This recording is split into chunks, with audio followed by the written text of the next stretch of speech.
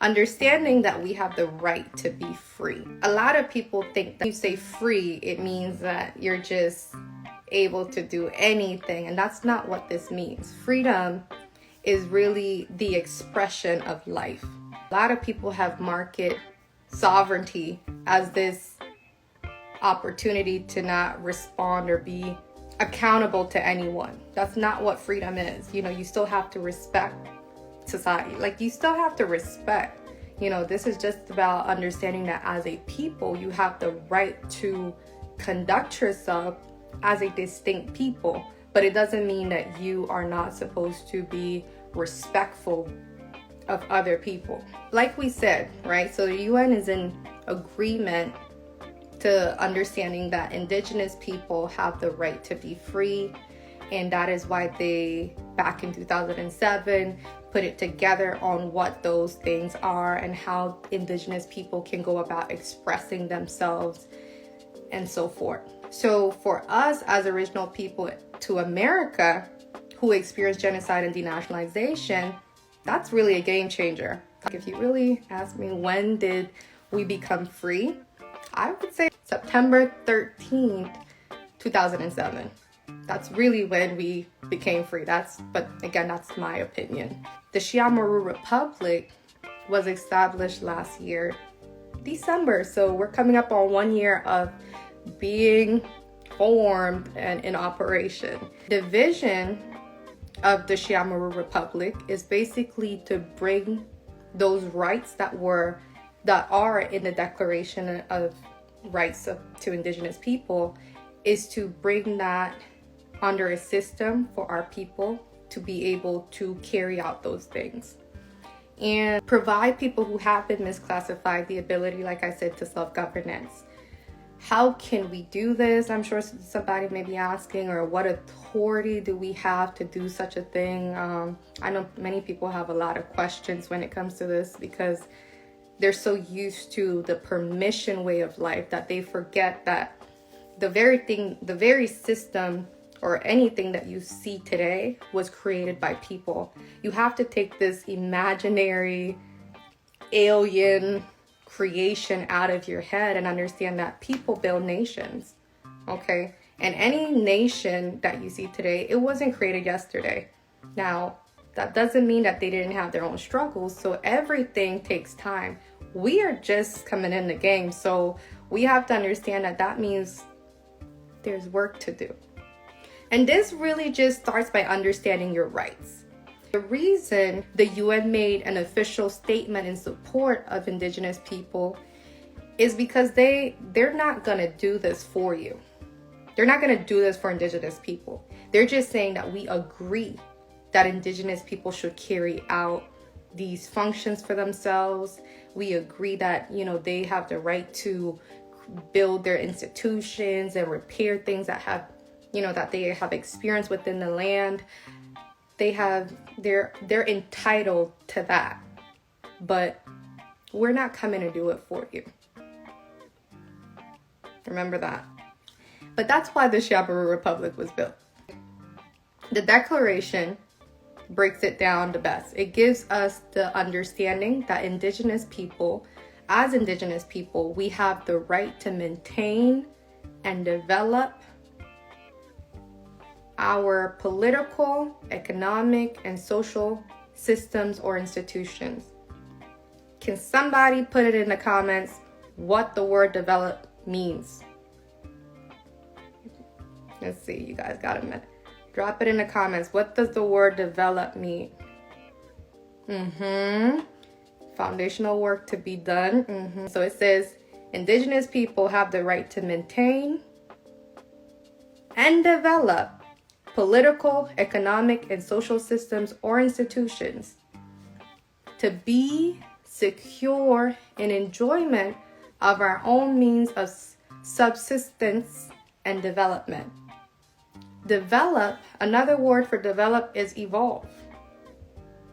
Evolve, right? Create, build. Thank you. Good job. Yes, exactly. So that means that now let me pull it out. Let me see if I can find it real quick. I saw it a while ago. I love this. I I love this definition for evolve. So evolve, which is a synonym for develop, says to develop gradually, especially from a simple to a more complex form. So if you put that in there, it says that indigenous people, and again, this is the UN Declaration on the Rights of Indigenous People, Article 5. It talks about how indigenous people have the right to maintain and evolve their political, economic, and social systems or institutions. So that means that we have the right to gradually go from simple to a more complex system. And then it leads into saying to be secure in enjoyment of their own means of subsistence and development. So what is subsistence? What is subsistence? Let's see. What does the word subsistence mean? It's basically the action of maintaining or supporting oneself at a minimum level, right? So the upkeep. So indigenous people have the right to upkeep their political, their economical, their social systems and institutions. That's a right. Now again, this is a right. We're talking about rights. And this is when the reason it's so important to understand these things is because then you know when you are in agreement with that should be your gauge whether or not you are in legal standing. Because I know a lot of times there's this fear that people have when it comes to these type of conversation because they have been taught to seek permission in a way of approval as that's the right way to do it. Anybody can agree and anybody can disagree with you. You have to know if you are in good standing or not. The Xi-Amaru Republic is created for us to continue on evolving, basically moving from a simple to a more complex system for our people who have been misclassified because of genocide and denationalization. Now, just because you have been misclassified doesn't mean you should be a part of our nation. And I know that may sound a little not so nice, but the reality is, I'll go into more details on why, but just because something's there doesn't mean you're built for it, right? This is a nation that the reality is everybody wants to look the part. Everybody wants to, I have arrived. Look at us. But when you look behind the curtain, there's nothing there. I always tell people when I have appointments, like the reality is you coming in, but this is more than just paperwork. Yes, we do provide administrative process to assist you in being able to carry out, your rights as an indigenous person. But if you want us to be a system, because again, anybody can give you some good words on a piece of paper. That's the easy part. The hard part is really being able to advocate and have a system in place for yourself and for your family to say, how do I maintain that? How do I maintain a power? Because this is not just about paperwork. This is about us having power within society as a people as we carry out self-determination and the right to a nationality. Now, that being said, I guess I'm going to have to get into why this may not be a good fit, because everybody can't come, okay? Now, the reason we say everybody can't come is not that we don't want everybody. The whole goal is hopefully, those who want to come can come. But the reality is there's a couple points that you have to the reality is you have to look at yourself. I'm not saying you can't come. I'm saying you need to examine yourself and determine, is it the move for you? So this is why I'm going to break down why it may not be a good move. And then if you still believe it's a good move for you, then I'll give you that information at the end. what is important to understand that when we talk about the Xi-Amaru Republic, although we're talking about a nation, it's not just a nation. We're talking about a indigenous government that was established. Getting into basically what the topic is. Although you may have indigenous connections, doesn't mean you have to actually do anything about it. Because the reality is most people don't want to do anything about it. They like the idea of doing something about it, but we don't need you in our nation if that's kind of where you want to be. Who is running this government? Is there a tribal? Where's your tribal council? We are, I just said, well, if you're just joining, we just mentioned how, I don't know if you guys have us on YouTube, but make sure to go to our YouTube so that you can follow along, that we are literally writing history today, like every day. That's where we are, is we are developing this system because our people, specifically people connected to me and connected to these lands that look like me, we didn't have any tribal councils, okay? Those were all taken from us specifically because we were kidnapped. We stopped building our own nations and pyramids because people kidnapped us to build their own nations.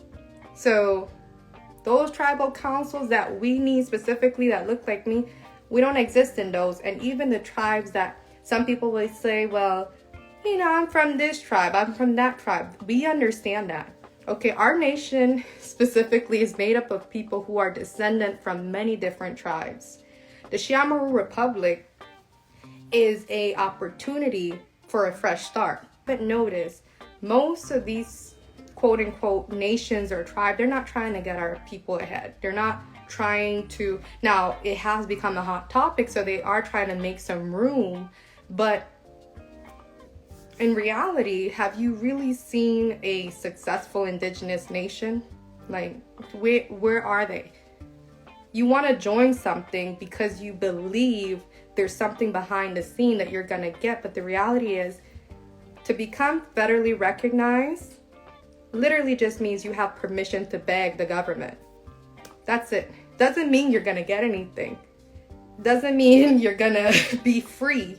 It just means you have some form of, they recognize you to be a group of people that can beg them. But if you actually look at these quote unquote formed nations, you'll realize that they're not living a life of luxury. How can we be a group of people in pursuit of autonomy and self-governance, but we're looking to be funded by another nation? How does that work? So that is why I'm saying, like, this isn't for everybody. Okay, this specifically is for people who understand the importance of power, understand the importance of protecting, the importance of the freedom to build, the importance of community.